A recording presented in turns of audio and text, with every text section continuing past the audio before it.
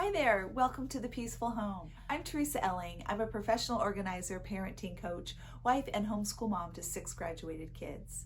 We discuss all things home and family on this channel, and today is the end of a 10-part series on how to decorate a room from start to finish. Today is the tour, the reveal of my guest room. I've been working on it for months over the summer, and it's finally finished.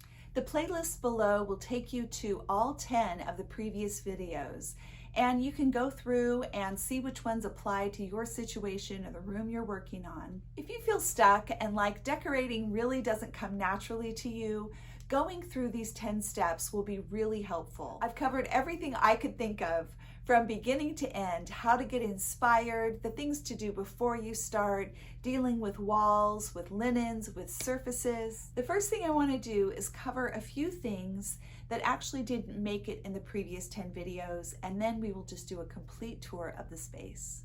First off, I'm actually sitting in the closet, and this has turned into one of my favorite little nooks in the room.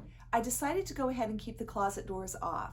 Now, if you've seen my closet organizing video, I explain why I usually take the doors off, but in a guest room, it isn't a problem to keep them on. But I decided that I really wanted to use this as a whole nother wall and space in the room. I had this beautiful old chair. The lines of it are gorgeous. The fabric is amazing, but the back was completely shredded and other spots that are so old and frayed, I wasn't really sure I would be able to use it without reupholstering it. I actually love the fabric just the way it is. I decided to go ahead and put it in this corner and just have it available as an extra spot where a guest could place a bag. The side here that's really bad, I just covered with a little blanket shawl. I wanted to put some curtains in just to add some softness to the room. I did put it out there for a vote, and the majority was for khaki green patterned fabric, and so that's what I used. I also have a luggage rack that I think is so beautiful. I've stacked these suitcases up just for the reveal, but obviously when my guests come, they will have a place to put their own suitcases. If you saw my video on gallery walls, you know that I started with a huge one and I had to pare down everything that was on the board and batten. And I was left with paintings that I really loved and wanted in the space. So I just added them over here. This mirror used to be in my bedroom. It belonged to my grandmother, and it is so gorgeous. And it really fits with the English cottage theme in this room. Lastly, I decorated the top with some books, some old quilts that have been in my family for several generations, and also a picnic basket I thrifted that I put in linens for the couch because the couch is very large and it can easily be used as a twin bed. Another area I was stuck on was a bench in front of the couch. Originally, I didn't want to put anything there because I really didn't want the room to feel too crowded. But when I sit on a couch, I like to be able to put my feet up and also need a place to put a drink.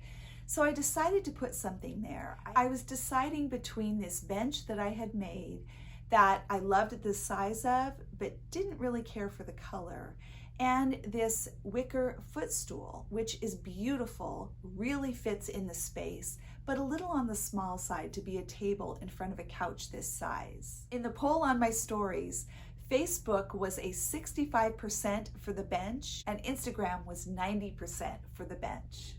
What I ended up doing was adding some white paint and distressing the bench and giving it a little more of the look that I wanted.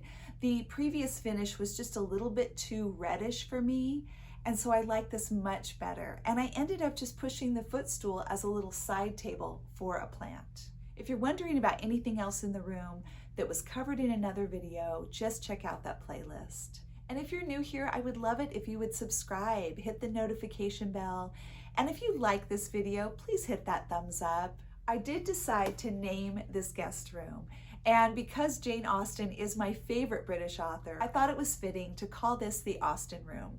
I didn't have time to make a really great sign, so I whipped this one up really quick this morning, but my plan is to make another one just to have the name of the room kind of welcome you as you come in. Here's what the room looked like before, and here's what it looks like now.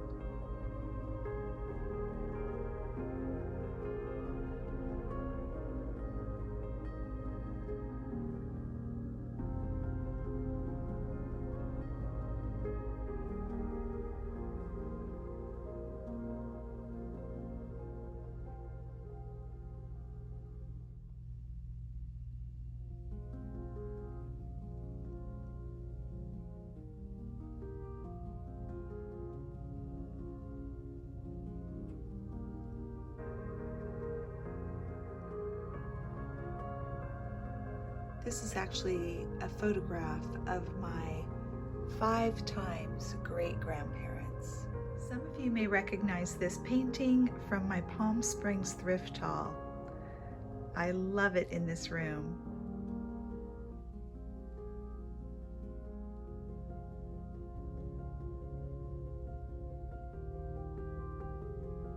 I had a silver clock from Walmart actually, which was the closest I could find to something old-fashioned.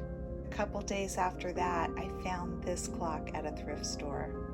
It's just perfect for this space.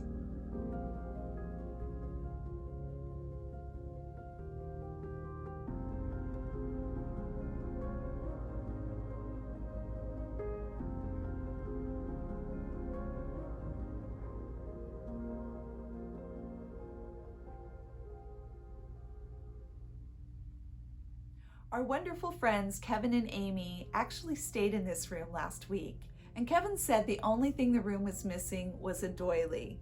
So I decided just for him to put one out. I actually didn't have a real doily, but I do have this crocheted table runner, so I've put it out just for you, Kevin.